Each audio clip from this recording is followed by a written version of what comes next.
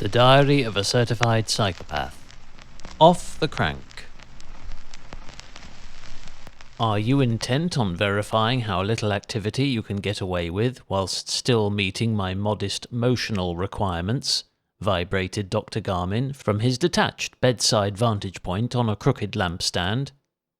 You ain't felt nothing yet, I echoed in resonant response to this rude shake-up call.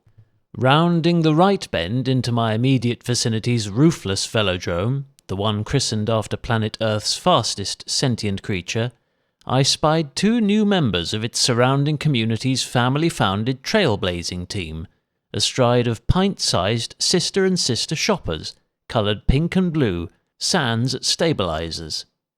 Round and round the common they raced, trading toes with impressive intuition, amidst much shrill and mutual encouragement, and employing their fraternity's trademark tactic of cutting across its central pathway to effectively halve their lap times, whilst negotiating its acute corners at breath-snatching velocity.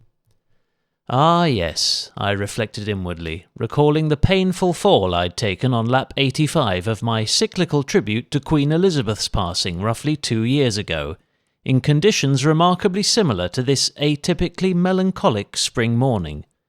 Misty veils rolling inland from a murky horizon, to envelop Shoreham Harbour's slumbering container vessels beneath a luminous grey shroud through which no silver light could pass, while a waning east wind's tangible whispers lulled every flappy cross of St. George into limp half-masted stupors.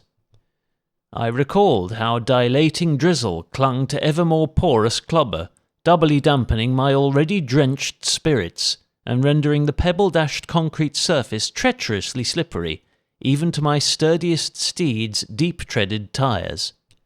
Barely moments after these pervasive thoughts had been expunged from my mind, I began taking extra care to prevent any sudden traction loss by soft-pedalling around all curves and resisting the urge to mash down straights for fear of wheel spin.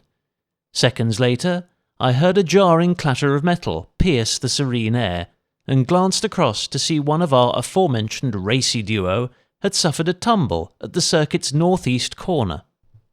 Instinctively I squeezed the brakes, which emitted a hollow shriek that alerted the child's father, who'd been preoccupied playing fetch with the family's faithful black Labrador, and instantly bolted across to see what had happened, making me inwardly panic that he had thought I'd caused the accident despite being over 50 yards away.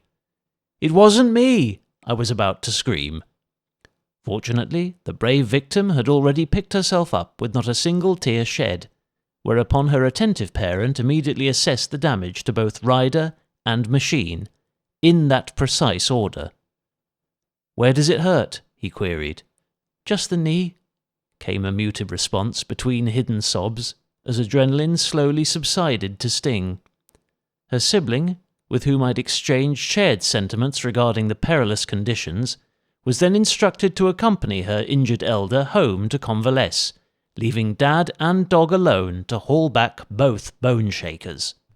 Throughout the 90 freely styled and broadly bass-tempo minutes that elapsed between and during the aforementioned events, I hurled in one impulsive interlude of hard lactic labour, around the back of Uncle Sam's burger bistro, which, true to form, my faithful Phoenix 3's weather-beaten senses failed to detect, though from a profoundly gut-felt perspective, induced that breathless burning sensation so often associated with voluntary oxygen starvation, that I'm happier does not form a part of my daily fitness regime.